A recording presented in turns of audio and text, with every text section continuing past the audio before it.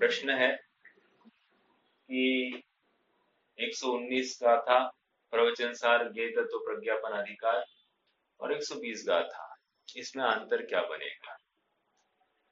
देखिए, 119 गाथा में आप थोड़ा सा गौर करोगे तो पहली पंक्ति में ये कहा कि उत्पन्न और व्यय, ये बात कहाँ से लाए? उत्पन्न व्यय होता है नहीं, एक ही रहता है।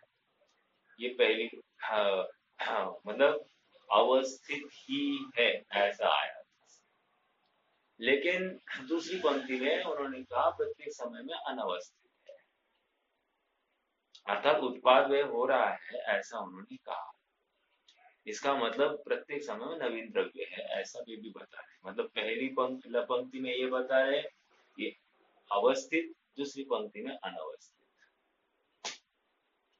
अब प्रश्न ये खड़ा हुआ है कि 120 नंबर की गाथा में कह दिया ये संसरण करता हुआ द्रव्य, जीव द्रव्य अनवस्थित ही है।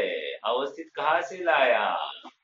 ऐसा तर्क 120 नंबर की गाथा में दिया।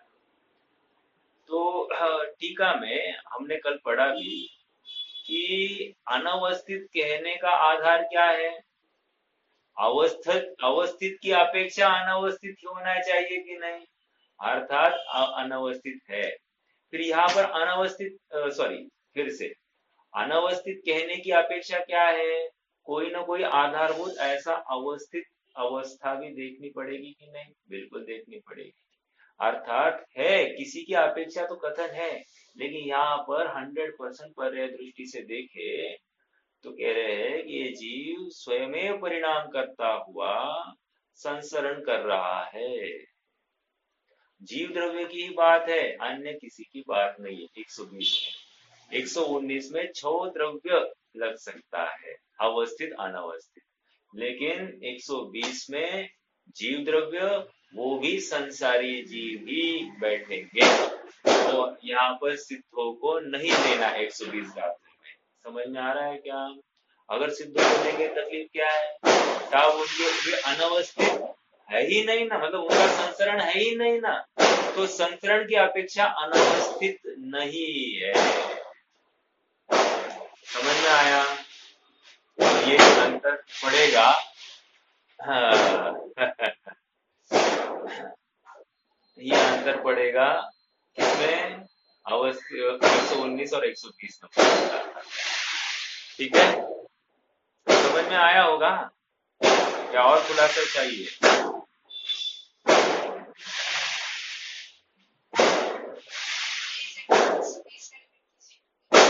120 यहाँ पर जश्न मनाया जा रहा है 1-2 मिनट के लिए। 120 नंबर की गाथा में संसरण की चर्चा चल रही है। संसरण मतलब संसार, संसार मतलब संसार में स्थित जीव की बात कर रहे हैं।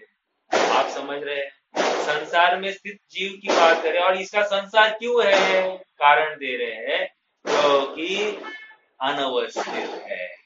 अनवस्थित है मतलब क्या? पहले का मर गया, नवीन उत्पन्न हो गया, अर्थात पहले का परिणाम को लेकर कोई उदय था, उसका अभाव हो गया, अगले समय में नवीन उदय है और नई वस्तु उत्पन्न हुई है। तो इसी को संसरण कह रहे हैं। और संसरण के कहकर क्या कहना चाह रहे हैं? अनवस्थित है। तो जो पहले वाला था वो अभी नहीं है, तो अनवस्थित सिद्ध हो गया। एक बात। अब दूसरी बात कह रहे हैं अनवस्थित है कि किसकी अपेक्षा से कह रहे हो आप? अर्थात कोई तो एक पैरामीटर होगा ना, गाइडलाइन। कह रहे ऐसे अवस्थित की अपेक्षा ही अनवस्थित कहना पड़ेगा। बिल्कुल सही है। अवस्थित मतलब जो कभी बदला ही नहीं है, जो स्वभाव रूप ही रहा है, उस रूप परिणमित नहीं हुआ, इसलिए अनवस्थित कह रहे हैं। यहाँ पर अनवस्थित क्यों कह रहे हैं? स्वभाव रूप परिणमित नहीं हुआ, इसलिए अनवस्थित कह रहे हैं। और नवीन प्रत्येक समय में नवीन है, पूर्व वाला नहीं है, इसलिए भी अनवस्थित कह रहे हैं। दो अपेक्षा समझ में आई? ये यहाँ पर बता रहे हैं, अरे प्रभु, यहाँ पर बता रहे हैं कि जीव परिभ्रमण कर रहा है, तो परिभ्रमण करते हुए उसको स्वभाव का विस्मरण हुआ और इसका कारण वो स्वयं है, अन्य कोई नहीं है। किसी ने इसकी संसार अवस्था की नहीं, इसने स्वयं ने की है और वो संसार की अवस्था का कर्ता ये जीव स्वयं है।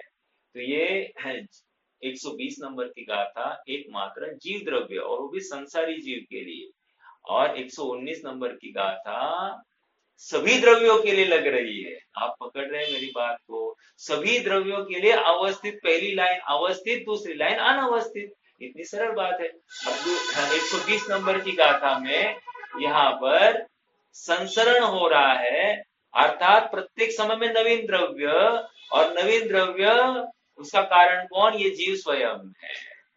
और जीव स्वयं है कहकर भी ये अनवस्थित पना अवस्थित पने की अपेक्षा है, अर्थात स्वभाव के अनुसार परिणाम नहीं हुआ इसलिए अनवस्थित है, ये बताया जा रहा है। तो संसार का कारण कौन, किसका, क्यों? तो कह रहे ये जीव का, और ये जीव का स्वयं का अपराध यहाँ पर घोषित किया जा रहा है। मतलब मेरे संसरण का कारण कौन? मैं स्वयं। ओके, ये बात यहाँ पर आ गई। मैं स्वयं मतलब क्या? पर्याय में अपराध दिखाई दिया है, ठीक है, पर्याय में अपराध दिखाई दिया। देखो अंतिम भाग जो है ना 100 उसका अपन ने कल पढ़ा था, 120 का अंतिम अंतिम पार्ट। देखो तात्पर्य यह है, नहीं और थोड़ा सा ऊपर, यद्यपि इस गाथा में यही कहा गया है कि प्रत्येक, मिल रहा है क्या? पेज नंबर 140 पर last paragraph, second last paragraph. यद्यपि इस गाथा में यही कहा गया है कि प्रत्येक वस्तु के समान भगवान आत्मा भी द्रव्य दृष्टि से अवस्थित। आ गई क्या बात? गाइडलाइन, भगवान आत्मा तो अवस्थित ही है, सदा एक रूप है और पर्याय दृष्टि से अनवस्थित है, प्रति समय परिवर्तनशील है। एक बात, तथापि, तथापि कहकर ये बात हमको यहाँ पर नहीं करनी है। तथापि जब भी शब्द आएगा, परंतु जब भी शब्द आएगा तो पहले की बात को काटने के लिए ही वो तथापि या परंतु होता है। ये बात याद रखना, हमेशा याद रखना। ये पढ़ते समय हमको इतना भान होना चाहिए, पढ़ते जाए और हमको समझ में नहीं आए इसका मतलब हमने प्रॉपरली पढ़ा नहीं है। तथापि यहाँ अवस्थित होने की अपेक्षा अनवस्थित होने पर अधिक वजन दिया गया है। मतलब क्या?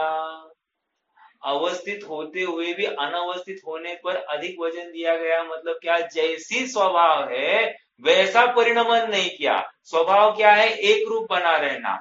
अभी यहाँ अनेक कैसे हुआ?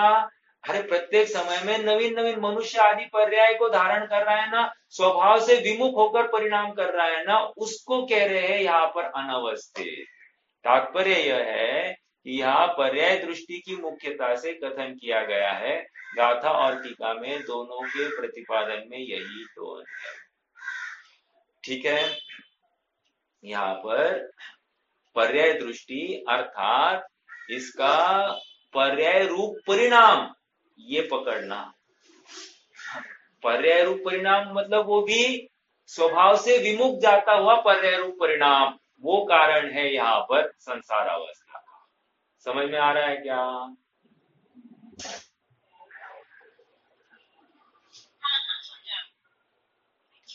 यस। देखो और थोड़ा सा ऊपर भी पढ़िए, और ऊपर थोड़ा सा उसी पेज पर, मैं स्वयं ज्ञानानंद स्वभावी हूँ, ऐसा ज्ञान तो था ही, अर्थात अभिप्राय से संसार छूट गया था, किंतु अस्थिरता के राग द्वेष छोड़कर आत्मा में स्थिर हुए तो उन्होंने कुटुंब काबिला छोड़ा, ऐसा कहा जाता है। यहाँ भी कर्म के कारण संसार नहीं, एक क्योंकि यदि कर्म के कारण संसार हो तो कर्म छूटे तब संसार छूटे। अपने अज्ञान भाव से संसार है, अज्ञान छोड़े तब संसार छूटे और निर्विकारी दशा प्राप्त हो। अब इसमें से पॉइंट निकल रहा है, यहाँ संसरण अर्थात नवीन नवीन जो उत्पन्न हो रहा है, एक पर्याय से दूसरी पर्याय, दूसरी पर्याय से तीसरी पर्याय, ये जो नवीन पर्याय ये धारण कर रहा है, इसका कारण क्या है? अनवस्थित है, ऐसा कहते हैं। समझ में आया क्या? यहाँ अनवस्थितता एक्चुअली लग सकती है तो वो प्रत्येक समय में नवीन अवस्था, ये भी अनवस्थित ही है, बट यहाँ पर नवीन नवीन मतलब एक गति, एक पर्याय छोड़कर दूसरी पर्याय में जाता है और उस पर्याय रूप स्वयं को अनुभवता है, स्वभाव रूप अनुभवता नहीं है, इसको अनवस्थित कह रहे हैं। समझ में आया? अवस्थित की अपेक्षा अनवस्थित है ये। ओके, चलिए अब 121 में आ जाइए, क्या कह रहे हैं देखिए। विगत गाथा में पेज नंबर 141, हाँ, अनुशीलन भाग 2, क्या कह रहे हैं? विगत गाथा में यह बताने के बाद कि संसार में कोई सर्वथा अवस्थित नहीं है। संसार में, शब्दों के ऊपर गौर करना, संसार में कोई सर्वथा अवस्थित नहीं, इसका मतलब मोक्ष में अवस्थित हो सकता है। यही अर्थ निकल रहा है कि नहीं? अपन अदर पार्ट देखे ना, क्या कह रहे हैं? अदर पार्ट यही निकल रहा है, अगर संसार में कोई अवस्थित नहीं है इसका मतलब मोक्ष में सभी अवस्थित है। अवस्थित है मतलब क्या? जैसा स्वभाव है वैसा ही परिणाम हो रहा है। ठीक है, आगे, हाँ, अवस्थित नहीं है। अब इस गाथा में यह बता रहे हैं कि इस संसार में आत्मा से देह के संबंध का क्या कारण है। समझ में आ रहा है क्या क्या कह रहे हैं? शिष्य बोल रहा है कि हाँ, मुझे आत्मा देखो, प्रश्न सीधा सीधा है, द्रव्य शुद्ध है या अशुद्ध? द्रव्य, हाँ, द्रव्य स्वभाव से शुद्ध है या अशुद्ध? शुद्ध। एक, मतलब द्रव्य में कोई अशुद्धता है क्या? नहीं है। द्रव्य में दुख है क्या? है या नहीं है? द्रव्य में दुख है क्या? नहीं, द्रव्य में स्वभाव से दुख नहीं है। एक, बाहर का दुख अर्थात बाहर का संयोग ये दुख का कारण बन सकता है क्या? नहीं। क्यों नहीं बन सकता? क्योंकि दो द्रव्यों में अत्यंत अभाव है, अर्थात संयोग प्रतिकूल है, इसलिए मैं दुखी। ये कहां से लाया? प्रश्न ये खड़ा किया जा रहा है। समझ में आ रहा है क्या? फिर से, हाँ, हाँ, विगत गाथा में यह बताने के बाद कि संसार में कोई सर्वथा अवस्थित नहीं है, अब इस गाथा में यह बता रहे हैं कि इस संसार में आत्मा से देह के संबंध का क्या कारण है, अर्थात ये दुखी हुआ तो इसको देह मिली, तो ये देह क्यों मिली है इसका कारण बता रहे हैं। पहली गाथा में क्या बताया? ये संसार में क्यों भटक रहा है। अब दूसरी गाथा में यहाँ पर क्या बता रहे हैं? इसको देह क्यों मिली, अर्थात ये क्यों भटक रहा है, यही बता रहे हैं। समझ में आया क्या? पहली गाथा में भाव कर्म की अपेक्षा कथन किया, अब यहाँ पर कह रहे इसको द्रव्य कर्म का संयोग क्यों प्राप्त हुआ है ये बताने की कोशिश कर रहे हैं। ठीक है, देखो, आदाकम ममलिमसो, आदाकम ममलिमसो परिणामं लहदिकं संयुक्तम् दत्तोऽसिलिसदिकम्मं तम्माकम्मं तु परिणामो। फिर से, आदाकम्ममलीमसो परिणामं लहदिकं कम्म संयुक्तम् दत्तोऽसिलिसदि कम्मं तम्माकम्मं तु परिणामो। कर्म मल से मलिन जिया कर्म युक्त परिणाम को, कर्म बंधन में पड़े परिणाम बस कर्म है। क्या कह रहे हैं देखो, आदाकम मलीमसो, आत्मा, कम मलीमसो मतलब क्या? कर्म से मलिन, कर्म से मलिन,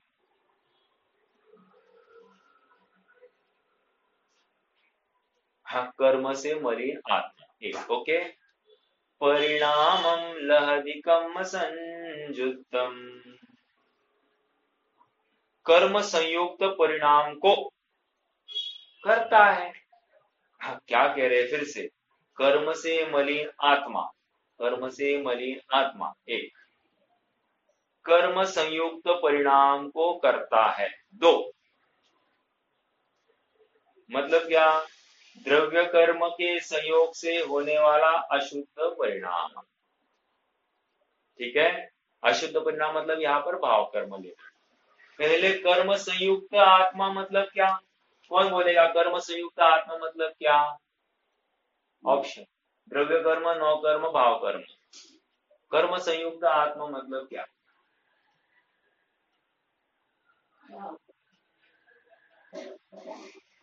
कर्म संयुक्त आत्मा मतलब नौ कर्म प्लस भाव कर्म वाला आत्मा। ठीक है, हम भी कह रहे कर्म संयुक्त आत्मा, सॉरी, कर्म मलिन आत्मा मतलब कर्म से मलिन आत्मा कर्म संयुक्त परिणाम को करता है। कर्म संयुक्त परिणाम मतलब क्या, यहाँ पर भाव कर्म लेना। ठीक है, हाँ।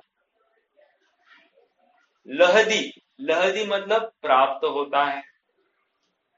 हाँ, अर्थात कर्म से मलिन आत्मा कर्म संयुक्त परिणाम को प्राप्त हुआ। ओके, उससे क्या, ततः, ततः मतलब उससे, उससे क्या हो गया, सिलिसदि कम्मम, सिलिसदि कम्मम मतलब क्या, श्लिष्यति, श्लिष्यति मतलब क्या, संश्लेष संबंध। सिलिसदि मतलब क्या, संश्लेष संबंध हुआ।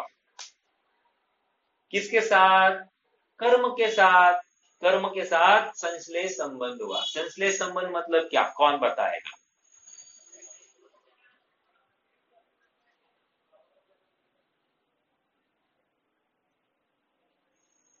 संश्लेष संबंध मतलब क्या?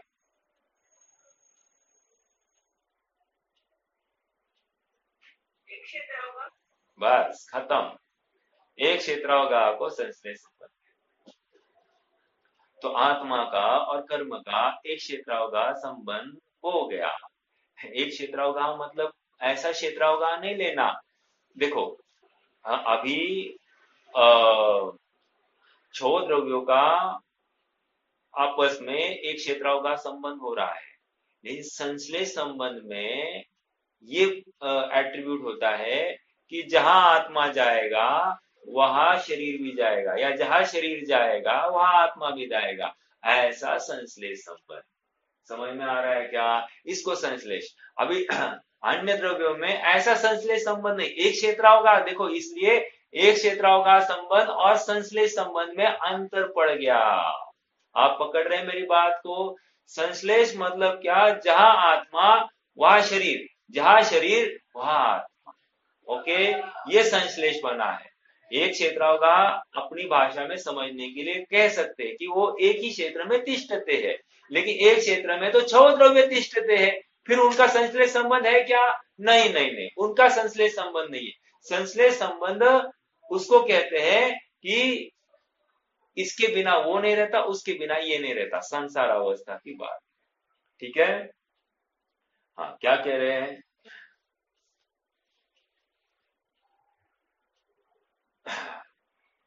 कर्म सिलिसदी, तो इससे कर्म का संश्लेष संबंध पाया जा रहा है। तम्हा कम्मम तु परिणामो, इसलिए तम्हा मतलब इसलिए, वो परिणाम ही कर्म है। क्या समझ में आया? ये सब प्रश्न ये क्या किया गया था, इसको शरीर क्यों मिला, प्रश्न ये आया था। उत्तर क्या दे रहे हैं, कह रहे द्रव्य कर्म के उदय में जीव भाव कर्म से युक्त होता हुआ दिखाई दिया। ओके, द्रव्य कर्म के उदय में जीव, मैं मेरी भाषा में बोल रहा हूँ, यहाँ पर वैसा नहीं है। द्रव्य कर्म के उदय में जीव भाव कर्म से युक्त होता हुआ दिखाई दिया। तो इससे क्या हो गया, उससे संश्लेष संबंध होता हुआ दिखाई दे रहा है। किसका किसका, जीव का और कर्मों का संश्लेष संबंध होता हुआ दिखाई दिया, इसलिए वे परिणाम ही कर्म है। कौन से परिणाम? वे परिणाम मतलब क्या, जो जीव ने भाव कर्म किया ना, वे परिणाम ही कर्म है। देखो 120वीं गाथा में कहा वे परिणाम ही संसार है। अब यहां कह रहे हैं वे परिणाम ही कर्म है, अर्थात कर्म, इसलिए ये शरीर आदि की प्राप्ति होना ही संसार है, संयोग आदि की प्राप्ति होना ही संसार है, ये बात सिद्ध हो गई। इस न्याय से इन सभी संयोगों को संसार कहा जाता है। अभी तो हम संसार में है, अर्थात अभी तो हम संयोगों में है, अर्थात ये मेरे अपराध का फल है, कोई बहुत पौरुष की बात नहीं है। समझ में आ रहा है क्या?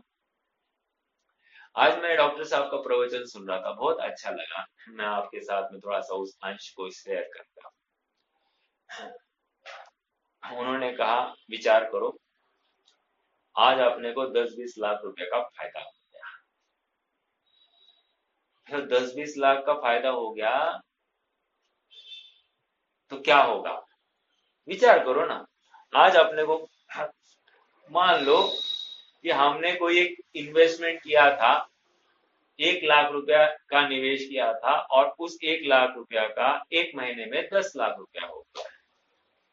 हमको आनंद है या नहीं है? प्रश्न है। हाँ, आनंद होना चाहिए, बस यही संश्लेषण, अर्थात यही भाव कर्म हो। तुम्हें जो आनंद हुआ उस संयोग को देखकर, यही संश्लेष संबंध है। और तू उस आनंद में क्या करता है, 4 लोगों को बताता है, उनको पार्टी देता है, पार्टी देने के लिए होटल ले जाता है। होटल में तू कोई व्रती त्यागी को तो लेकर जाता नहीं होगा, तू वहां पर क्या करता होगा, सभी अभक्ष का ही खान पान। वो होटल क्या पार्टी या खाने योग्य स्थान है क्या, ये भी विचार या विवेक करता नहीं है। तो तेरे संसार का कारण सामने दिखाई दे रहा है ना, समझ में आ रहा है क्या? उदाहरण कितना मार्मिक है कि अपने को एक संयोग की प्राप्ति में हमने क्या किया, और ये परिणाम ही संसार है, और इसको जीव सुख मानता है। समझ में आ रहा है क्या? और इसको उपादेय मान रहा है। इसका होना मतलब एक अपनी एक क्या कहे, एक स्टेटस मान रहा है कि पुण्य का अधिपति होना ये अपना स्टेटस है, यानी ये अच्छा है कह रहा है, जबकि ये इसका मिथ्या तो बोल रहा है। तो फिर उन्होंने वहां पर तर्क दिया कि साहब ज्यादा पुण्य में क्या होगा, संग्रह बढ़ेगा। संग्रह मतलब क्या, परिग्रह। परिग्रह मतलब क्या, पाप। तो तू पाप को अच्छा मान रहा है, समझ में आया? और यही मिथ्यात्व है, यही संसार का कारण है। कितनी जबरदस्त बात आ गई, बहुत मार्मिक बात आ गई। आप कितने जन पकड़ पाए मुझे मालूम नहीं, बट मतलब हम संयोगों में हमारे क्या परिणाम होते हैं, ये वहां पर एक प्रैक्टिकल एग्जाम्पल के माध्यम से समझाया गया। समझ में आ रहा है क्या? मतलब एक थोड़ा सा फायदा, उसको लेकर हमने क्या किया, तो क्या परिणाम किया, और वो परिणाम किस जाति का था, और उससे क्या मिला, और वो मिलना, इसको मैंने अच्छा माना, अर्थात मैंने आत्मा को अच्छा नहीं माना। जो अवस्थित स्वभाव है आत्मा का, उसको मैंने हे माना है, तभी तो जाकर ये मुझे उपादेय रूप भाषित हो रहा है। आप समझ रहे हैं मेरी बात को? मतलब हम विशिष्ट जाति के पुण्य को उपादेय मानकर उसको इकट्ठा करने की चेष्टा करते हैं, यह अपराध है कि नहीं है? कल भी एक बहुत अच्छी बात सुनी। ये जीव पुण्यार्जन करके धर्म करना चाहता है। क्या कहा? पुण्यार्जन करके धर्म करना चाहता है, लेकिन जिनागम की बात को यथार्थ माने, जिनेश्वर भगवान की बात को अगर सत्यार्थ समझे, उनके भावों को सत्यार्थ समझे, तो वो कह रहे हैं कि पुण्य से धर्म नहीं है, स्वभाव के आश्रय से धर्म है। और ये पुण्य में धर्म, पुण्य कर करके धर्म को इकट्ठा करना चाहता है। हाँ, तीन काल में संभव नहीं है। जो संसार का कारण है, इसी को सात तत्व संबंधी भूल में कौन से तत्व संबंधी भूल कहेंगे?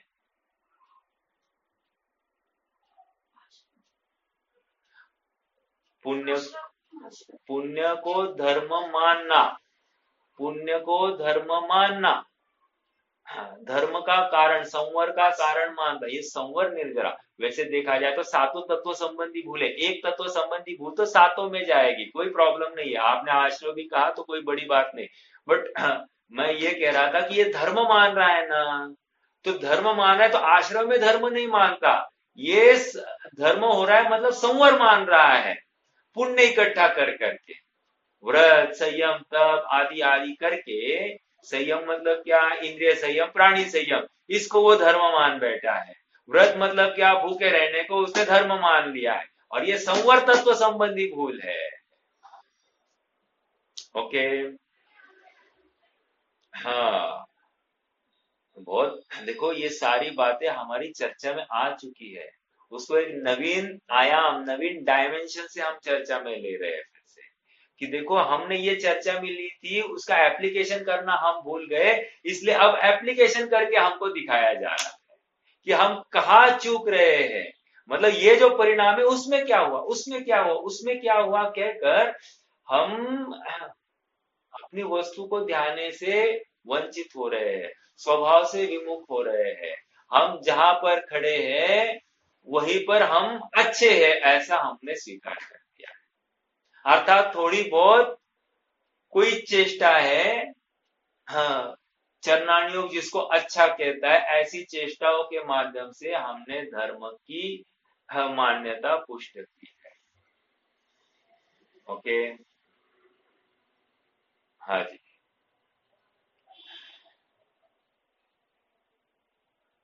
कल बहन जी पूछ रहे थे ना, क्या पूछ रहे थे? हाँ, दिन भर हम आत्मा के बारे में सोचते हैं। तो आत्मा के बारे में सोचने वाला किसी को बताएगा नहीं मैं आत्मा के बारे में सोचता हूं। एक ये फैक्ट है, हाँ। और हमको अनुभूति फिर भी नहीं हो रही, ये उसको प्रश्न ही नहीं आता। उसको विश्वास है, कॉन्फिडेंस है अपने ऊपर, वो क्यों बोलता बैठेगा अभी भी नहीं हो रहा है, हम दिन भर सोच रहे। तुम नहीं सोच रहे हो इसीलिए तो तुम बता रहे हो हमको। और जो चिंतन चलता है, जो माला चलती है, वो अजपा जाप है। जैसे नमोकार मंत्र चलता है ना, हम दिन भर नमोकार मंत्र चलता है, लेकिन नमोकार मंत्र का भाव भाषण नहीं है, क्या बोल रहे वो भी खबर नहीं है, लेकिन नमोकार मंत्र की माला चल रही है। ऐसा ही हमारा चल रहा है। ओके, और ये बहुत बड़ा अपराध है, और ये अपराध हमको खबर नहीं है, हमको समझ में नहीं आ रहा है कि मैं कहाँ खड़ा हूँ।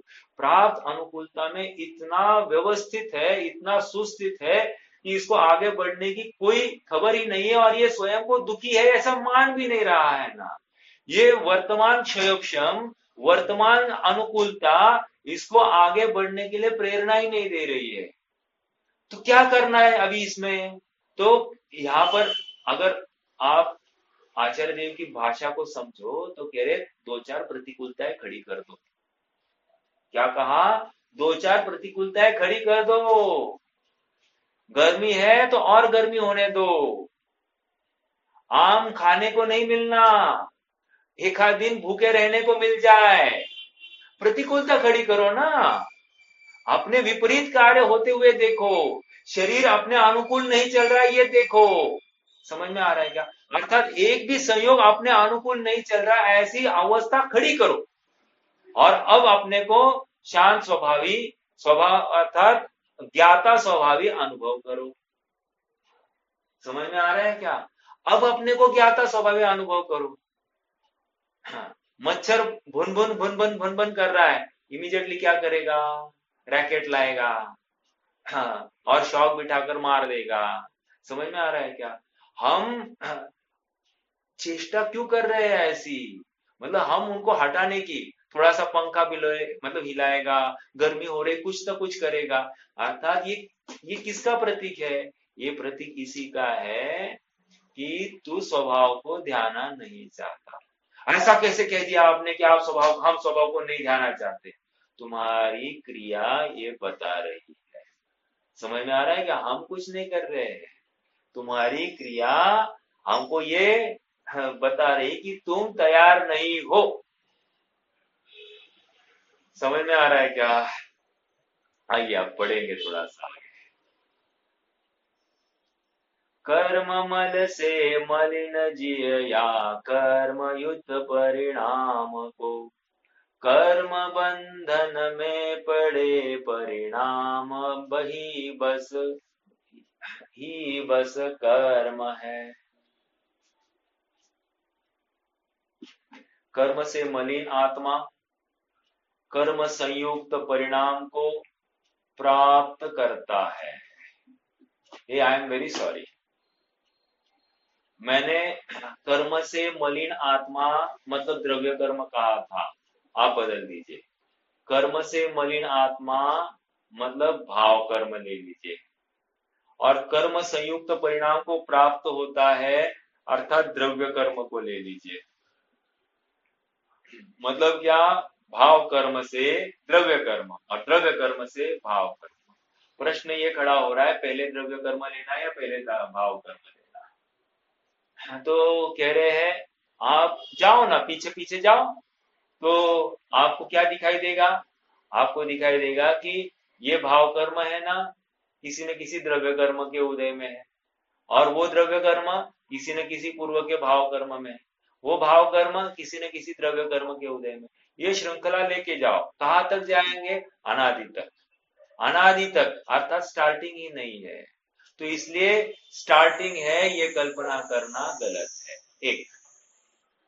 अब दूसरा प्रश्न हो गया, ये सब स्टार्टिंग है लेकिन इसका अंत तो कहीं होना चाहिए ना। अंत दिखाएंगे हम, लेकिन अंत यदि तुमने नहीं किया तो ये सिलसिला अनंत काल तक भी चल सकता है। ओके, शब्दों के ऊपर गौर करना। अंत यदि तुमने नहीं किया तो ये सिलसिला अनंत काल तक चल सकता है। ठीक है साहब, ये बात भी समझ में आ गई। अब दूसरी बात, और एक प्रश्न है साहब। क्या प्रश्न है? प्रश्न ये है कि द्रव्य कर्म से भाव कर्म, भाव कर्म से द्रव्य कर्म, द्रव्य कर्म से भाव कर्म, भाव कर्म से द्रव्य कर्म, ये तो इतरेतर आश्रय दोष जैसा लगता है। कौन सा दोष? इतरेतर आश्रय दोष। देखो और एक बात, इतरेतर आश्रय दोष, परस्पर आश्रय दोष और अन्योन्य आश्रय दोष, मैंने तीन शब्दों का नाम लिया है। कौन सा? इतरेतर, परस्पर और अन्योन्य आश्रय दोष। तीन आश्रय दोष दिखाए, तीनों का एकार्थवाची है, अर्थात तीनों यह उसके आश्रित और वह इसके आश्रित। मतलब क्या? थोड़ा और समझाता हूं। हाँ, तुम कौन हो? जिसका मैं नौकर हूं। हाँ, और तुम नहीं सॉरी, तुम्हारा मालिक कौन है? जिसका मैं नौकर हूं। हाँ, और मालिक सॉरी, और तुम कैसे लगाएंगे इसको? नहीं, और एक दूसरा, मुझे ये घटित नहीं हो रहा। तुम कहाँ रहते हो? हाँ, तुम कहाँ रहते हो? इसके घर के सामने, एक्स वाई जेड के घर के सामने। एक्स वाई जेड कहाँ रहता है? मेरे घर के सामने। समझ में आया? ये इतरेतर आश्रय दोष, अर्थात जहां पर सॉल्यूशन नहीं आता है, मतलब कंक्लूजन नहीं ले पाते हैं कि क्या कहा है, कैसा है, उसको इतरेतर आश्रय दोष। अब यहाँ पर कह रहे हैं द्रव्य कर्म से भाव कर्म और भाव कर्म से द्रव्य कर्म, तो ये इतरेतर आश्रय दोष है क्या? नहीं कह रहे, ऐसा नहीं है। क्यों नहीं है? क्योंकि दो द्रव्य कर्म सेम जाति के नहीं, सेम जाति मतलब सेम इंटेंसिटी के नहीं है। मतलब पहले वाला द्रव्य कर्म और ये दूसरे वाला द्रव्य कर्म, दोनों में अंतर है। क्या अंतर है? उसमें प्रकृति, प्रदेश, स्थिति, अनुभाग, इन सभी में वेरिएशंस पाए जा रहे हैं। समझ में आ रहा है क्या? हो सकता है कि ऊपर का अनुभाग ज्यादा हो, अभी का अनुभाग कम हो सकता है ऊपर का काल ज्यादा हो, अभी यहाँ पर काल कम हो।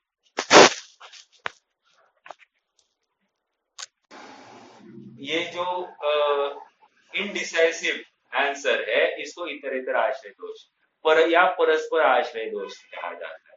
लेकिन ऐसा द्रव्य कर्म क्यों, भाव कर्म की वजह से, भाव कर्म क्यों, द्रव्य कर्म की वजह से। तो यहाँ पर इनडिसाइसिव आंसर नहीं है। कैसे नहीं है? क्योंकि पहला भाव कर्म और अभी के भाव कर्म में अंतर है, पहला द्रव्य कर्म और दूसरे द्रव्य कर्म में फर्क है। इससे हमने नक्की किया कि यहाँ पर इतरेतर आश्रय दोष नहीं है। ओके, दो बातें सिद्ध हो रही है। एक बात यह है कि अनादि से है, इसका स्टार्टिंग नहीं है, मतलब द्रव्य कर्म पहले या भाव कर्म पहले, ये आंसर ही मत पूछो, ये अनादि से है। एक क्यों, और अनादि को तर्क नहीं किया जाता, क्यों, समझ में आ रहा है क्या?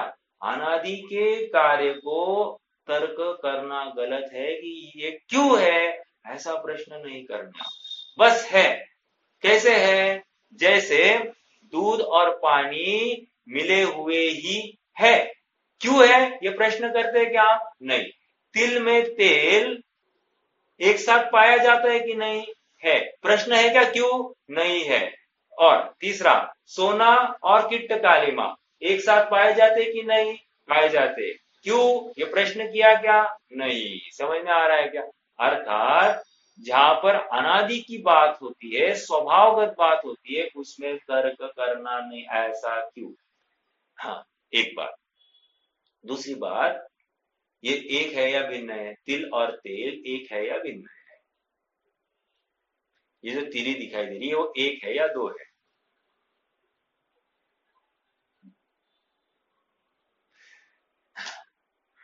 कह रहे ये तिली जो दिखाई दे रही है एक, लेकिन है दो। कैसे? कह रहे देखो ना, दल बाजू में पड़ा और तेल बाजू में पड़ा, तो ये जब बाहर जुदे हुए तब जुदे है, ऐसा निर्णय हुआ। बराबर है कि नहीं?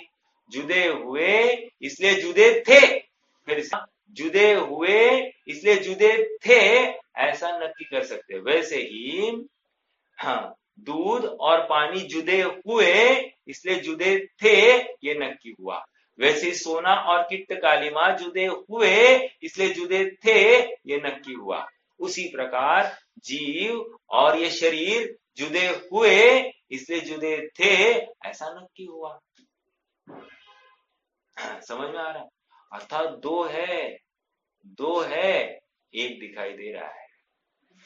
और ये एक विशेष दृष्टि हमको प्रदान की गई है इस जिनवाणी के माध्यम से कि दो में, एक में दो पृथक पृथक देखना। अपना है वो अपने से ग्रहण करना और पराये को पराय रूप रख देना, ये गे तत्व प्रज्ञापन अधिकार है। हमको यहाँ गे की खबर कराई जा रही है कि ये गे क्या है, मेरे स्वभाव वाला है या मेरे से जुदा है। समझ में आ रहा है क्या? गे तो मेरा आत्मा भी है और गे ये शरीर भी है, लेकिन ऐसा होते हुए भी मेरा आत्मा उपादेय रूप गे है, ग्रहण करने योग्य गे है, लेकिन ये पर पदार्थ उपादेय गे नहीं है, मात्र जानने योग्य गे है। समझ में आ रहा है क्या? उनमें न राग करना है न द्वेष करना है, लेकिन मेरे आत्म स्वरूप को देखकर मेरे आत्मा के गे को उसमें जानना भी है और राग भी करना है। मेरे आत्मा में राग भी करना है, अर्थात अपनत्व स्थापित करना है। आप समझ रहे हैं? ये गे तत्व प्रज्ञापन के माध्यम से ये हमको ज्ञान हो रहा है कि कौन सा गे को ग्रहण करना है और कौन से गे को जानना है। दो ही तो बातें होगी, एक तो ग्रहण करना, नहीं तो एक तो जानना। समझ में आ रहा है?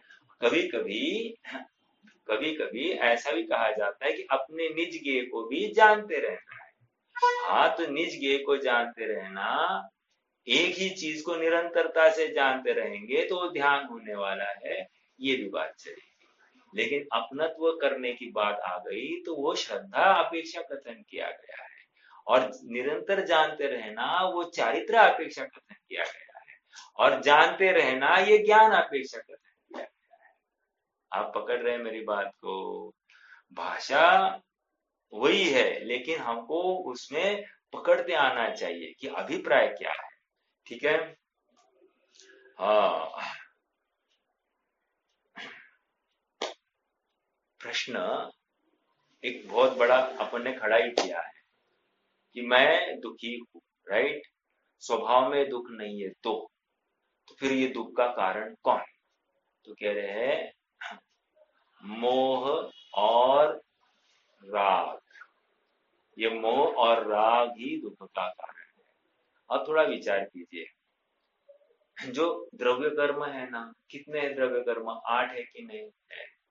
8 द्रव्य कर्म में 7 द्रव्य कर्म का उदय जो होता है ना, उससे फल नहीं मिलता है।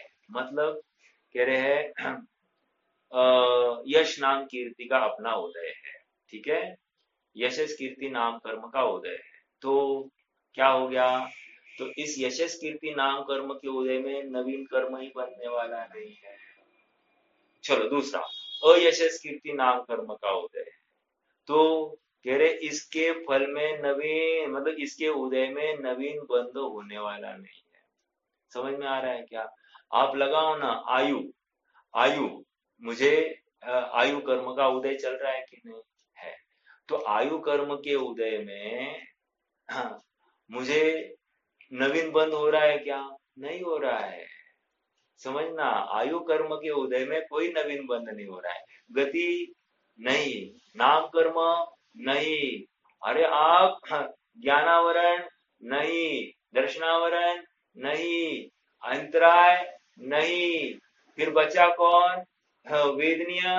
तेरे वेदनीय भी बंध का कारण नहीं है। लो फिर बचा कौन?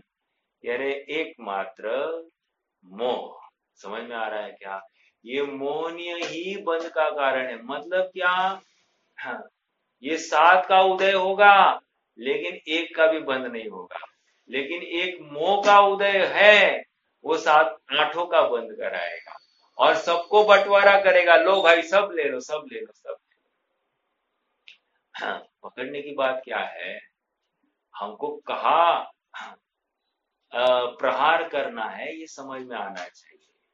जीव साता का उदय हो इसके लिए दिन रात प्रयासरत है, लेकिन मोह का अभाव हो इसके लिए एक क्षण के लिए विचार नहीं है। समझ में आ रहा है क्या? मुझे एक बताइए, शरीर में वह व्याधि है, थोड़ा दर्द है, क्या करते हैं आप? दवाई लगाएंगे, दबाएंगे, सब कुछ करेंगे कि नहीं? अर्थात हमने क्या किया? साता के उदय की चाह की कि नहीं? और करना क्या चाहिए था? मोह के अभाव का विचार करना चाहिए था ना। देखो सरल एग्जाम्पल है, सरल एग्जाम्पल, लेकिन हम कर रहे हैं अपोजिट और चाहते हैं क्या? धर्म हो जाए। अर्थात स्वभाव का आश्रय ऐसा हो रहा है क्या? हम कर ही रहे गलत और कह रहे कि स्वभाव का आश्रय करना चाहिए। तत्व चिंतन कर रहे, दिन भर तत्व निर्णय कर रहे, नहीं ना कर रहे हैं आप तत्व निर्णय। करते तो ये कहते नहीं कि हम दिन भर कर रहे हैं। समझ में आ रहा है? देखो एक गाथा है, कुंद कुंद शतक में आई है। हाँ, जो निधि पाकर निज वतन में गुप्त रह जन भोग दे। क्या याद है क्या? क्यों ज्ञानी जन भी ज्ञान निधि संग। हाँ, गुप्त क्या है वो? चलो कहने की बात, जो निधि पाकर निज वतन में गुप्त रह जन भोग दे। हमको कोई निधि मिली, हमको क्या हम बांटते घूमेंगे? नहीं। किसी को कहते घूमेंगे? नहीं। आजकल हो रहा है वो अलग बात।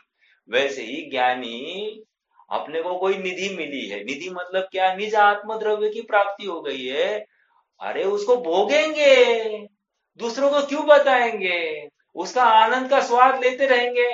अरे दूसरों को कहने की उनको फुर्सत कहाँ है? अरे कितने दिन बाद मिली है, अब इसको भोगते ही रहो, भोगते ही रहो, ऐसा ही भाव होगा।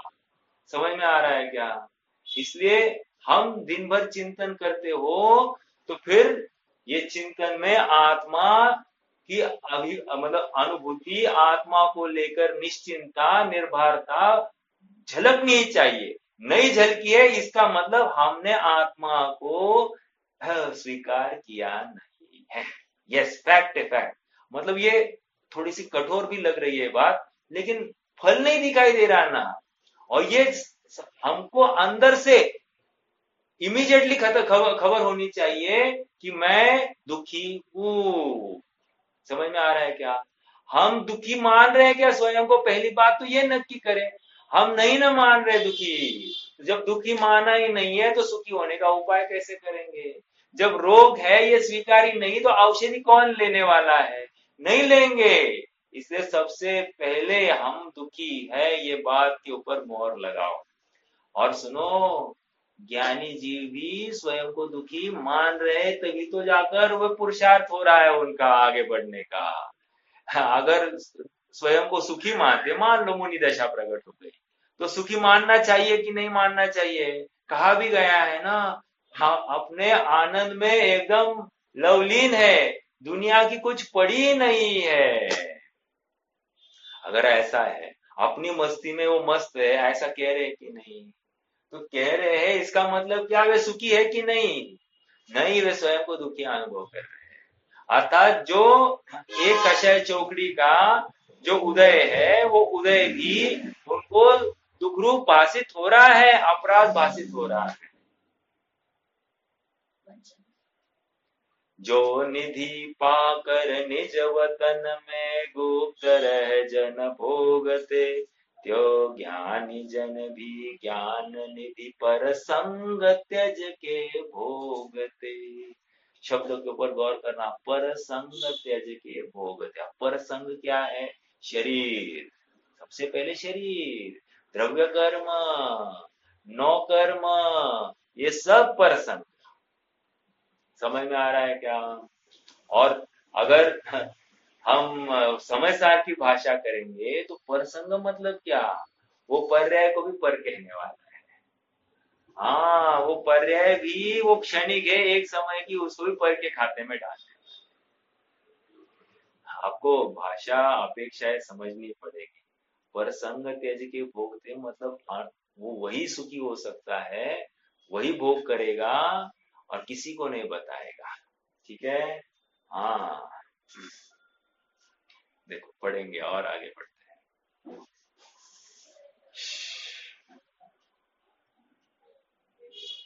द्रव्य कर्मों के चिपकने का हेतु अमृतचंद्र की तत्व प्रतिविका टीका की बात चली।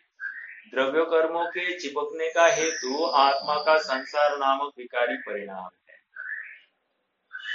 शब्दों के ऊपर गौर कीजिए। इन्होंने कोरिलेट किया है पहली गाथा के साथ, 120वीं गाथा के साथ में कोरिलेट कर रहे हैं। द्रव्य कर्म के चिपकने का हेतु आत्मा का संसार नामक परिणाम। और संसार नामक परिणाम मतलब क्या? आत्मा से खिसक गया है वो परिणाम, अर्थात भाव। समझ में आया? हाँ। अब प्रश्न होता है कि उक्त परिणाम का हेतु कौन है? मतलब क्या? ये राग द्वेष जो हुआ है, सॉरी, ये संसार नामक परिणाम का कारण कौन? द्रव्य कर्म है क्या? मेरा आपसे प्रश्न है। मेरे संसार का कारण कौन?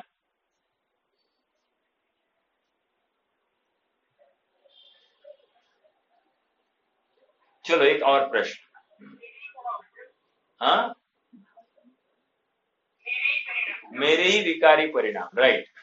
एक और प्रश्न, अरहंत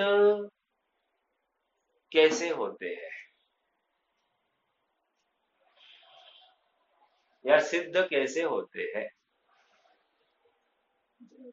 वर्तमान गाथा की अपेक्षा चर्चा करनी है।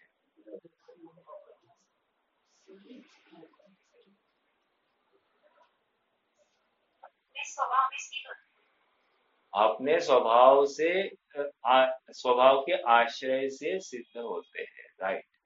अर्थात यहाँ पर तो कैसा अनुभव करना? द्रव्य कर्म, नौ कर्म और भाव कर्म से रहित ऐसा मेरा स्वभाव है। और ये क्या मान रहा है? द्रव्य कर्म, नौ कर्म, भाव कर्म से युक्त अपने स्वभाव को मान रहा है। फैक्ट है, उसके बिना ये स्वभाव तो छू ही नहीं रहा है। जब तक ये अपने को द्रव्य कर्म, नौ कर्म, भाव कर्म वाला मानता रहेगा, ये नियम से स्वभाव को छुएगा ही नहीं। समझ में आ रहा है क्या? जिस विधि से अरहंत या सिद्ध अवस्था पाई जाती है, वही विधि से सम्यक दर्शन भी पाया जाएगा। अर्थात स्वभाव का आश्रय, अर्थात मुझ में द्रव्य कर्म, नौ कर्म, भाव कर्म है ही नहीं, इस दृढ़ धारणा के बल पर कार्य होने लगता है। ओके, देखो क्या कह रहे हैं यहाँ पर। हाँ, द्रव्य कर्म के चिपकने का हेतु आत्मा का संसार नामक विकारी परिणाम है। अब प्रश्न होता है कि उक्त परिणाम का हेतु कौन है, अर्थात मैं दुखी क्यों हूं, प्रश्न तो ये है। हाँ, हाँ, क्योंकि द्रव्य कर्म का उदय, जैसे अभी अपना बेटा अपने अनुकूल नहीं हो तो क्या कहेंगे, मेरे मेरे कर्म ही फूटे हैं, कहते कि नहीं कहते, मेरे कर्म ही फूटे कहते कि नहीं कहते। अपनी पत्नी अपने अनुकूल नहीं चलती, क्या है, मेरे कर्म फूटे हैं, मैं किसको दोष दूं। तो कर्म के फूटने पर कर्म के माथे मर रहा है कि नहीं मर रहा है, इसका मतलब ये द्रव्य कर्म के ऊपर मर रहा है। एक्चुअली प्रश्न वो भी नहीं है, पत्नी क्यों मिली है। चलो फिर से, चलो चलो फिर से, पत्नी क्यों मिली है, द्रव्य कर्म, नौ कर्म, भाव कर्म, किसकी वजह से। नौ नहीं है, नौ है। पत्नी, बेटा, घर, बंगला, गाड़ी, ये क्यों मिले हैं।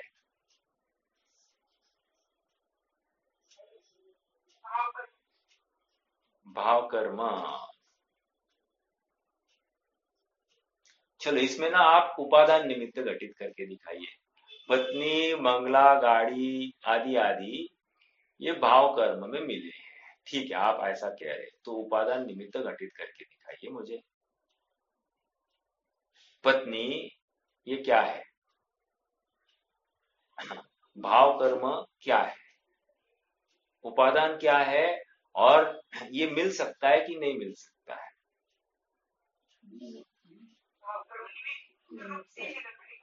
बस, एक्चुअली देखा जाए तो वास्तविकता में ये पत्नी मुझे मिली ही नहीं है, ये पुत्र मुझे मिला ही नहीं है, क्यों, क्योंकि उस जाति का कोई कर्म ही नहीं, द्रव्य कर्म ही नहीं है ना। तो ये मिले क्यों, मिले क्यों, किसने कहा मिले हैं, तू मानता है इसलिए हम क्यों बताए कि तुम्हें मिले है ही नहीं ना। और हमने जो मिले हैं ये भी बताया गया है जिनवानी में, ये कौन से नए से बताया गया है कि ये तुम्हारे हैं, ये कौन से नए से बताया है।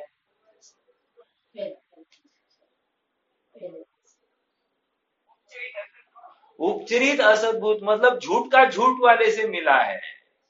अरे झूठ का झूठ मतलब बहुत दूर की बात है, अर्थात नहीं मिले हैं ये बता रहे हैं, लेकिन इसको लोक में व्यवहार में इसको कहा जाता है तुम्हारा, ठीक है, और उसका कोई ना कोई प्रयोजन है, ठीक है, लेकिन यहाँ पर स्वभाव की दृष्टि से देखा जाए तो ये तुम्हें मिले ही नहीं है। तो फिर देखो यहाँ पर कहा है ना गाथा में संश्लेष संबंध हुआ, ऐसा नहीं कहा कि पत्नी बच्चे से संश्लेष संबंध हुआ, यहाँ पर मात्र शरीर आदि मतलब द्रव्य कर्म से ही संश्लेष संबंध हुआ कहा जा रहा है। आप पकड़ रहे हैं क्या मेरी बात को। अगर संश्लेष संबंध स्त्री पुत्र आदि सबसे होता तो कितनी बड़ी तकलीफ होती, आप समझ रहे हैं, सबको साथ लेकर घूमना पड़ता, तो नहीं हुआ है, अर्थात वे किसी भी परिणाम से मिले नहीं है। हाँ, नहीं मिले हैं। ऐसा कैसा, ऐसे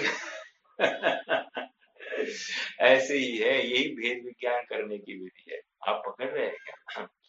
उपचार से कहा जाता है कि आज्ञाकारी पुत्र, आज्ञाकारी स्त्री, ये साता के उदय में मिलते हैं, लेकिन साता वेदनीय भी जीव विपाक की प्रकृति है, अर्थात इनके सामने होने पर मुझे अगर विकारी परिणाम हो रहे, विकारी मतलब क्या, असाता जनित आकुलता जनित परिणाम हो रहे हैं, तो फिर ये मुझे साता में मिले हैं या असाता में मिले, प्रश्न खड़ा होता है।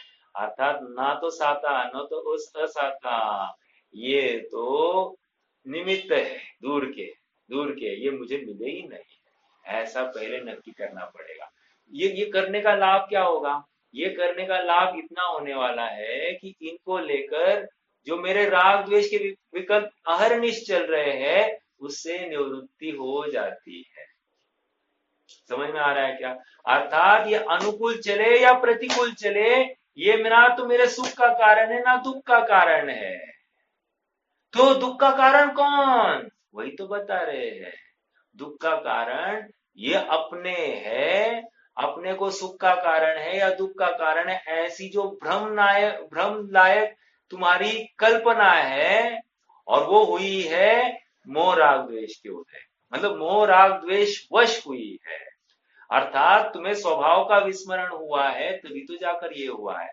तुम्हारा निर्मोह स्वभाव है, निराग स्वभाव है, निष्कषाय स्वभाव है, और तुम स्वयं को कषाय वाला मानते हो, यही तो अपराध है। तुम्हें अपने स्वभाव की खबर नहीं है, इसीलिए तुम बेखबर होते हुए यहाँ वहां ताक झाक करते हो और सुख दुख की कल्पना करते होते। समझ में आ रहा है क्या? तो ये अपराध इसका है, स्वभाव में अवस्थित, मतलब जैसा स्वभाव अवस्थित है वैसा निर्णय नहीं किया, इसलिए अनवस्थित है, अर्थात नवीन नवीन नवीन नवीन अवस्था को धारण करता हुआ भटक रहा। समझ में आ रहा है क्या? संसरण कर रहा है, स्वभाव का आश्रय नहीं है इसलिए हो रहा है। हाँ, इसके उत्तर में कहते हैं कि नहीं, ऐसा नहीं होगा। अरे मैं कुछ आगे बढ़ गया क्या? इसके उत्तर में कहते हैं कि इसका हेतु द्रव्य कर्म है, क्योंकि द्रव्य कर्म के संयोग से ही संसार नामक विकारी परिणाम देखा जाता है। उत्तर क्या दिया है? द्रव्य कर्म। अब अपन ने अभी समाधान जो किया है, समाधान जो किया है, इसमें द्रव्य कर्म कारण नहीं किया है, अपन ने तो भाव कर्म को कारण किया। क्यों द्रव्य कर्म को क्यों कारण नहीं कहा? क्योंकि द्रव्य कर्म पर द्रव्य है, अर्थात वो पुद्गल है, पुद्गल का और जीव का अत्यंत भाव है, तो द्रव्य कर्म बंध का कारण नहीं हो सकता। लेकिन आश्चर्य की बात विचार करो ना, जहां जहां मैं तीन बातें करूंगा, जहां जहां विकार है वहां वहां द्रव्य कर्म खड़ा ही खड़ा है। ओके, हाँ। अब दूसरा, जहां द्रव्य कर्म नहीं वहां विकार भी नहीं। दूसरी बात समझ में आ रहा है क्या? द्रव्य कर्म जहां नहीं वहां विकार भी नहीं। मेरे इस स्टेटमेंट से किस बात की सिद्धि हो रही है, कौन बताएगा? जहां द्रव्य कर्म नहीं वहां भाव कर्म भी नहीं ही नहीं।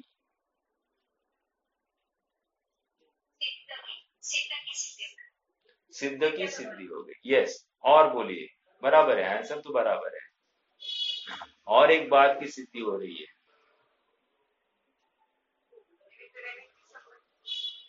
निमित्त नैमित्तिक संबंध नहीं, यहाँ पर इस बात की सिद्धि हो रही है कि अब द्रव्य कर्म ही नहीं है तो भाव कर्म होगा ही नहीं, इसका मतलब संसार अवस्था रिटर्न नहीं मिलेगी। अर्थात अभी जो सिद्ध हुआ है फिर से रिटर्न नहीं आएगा।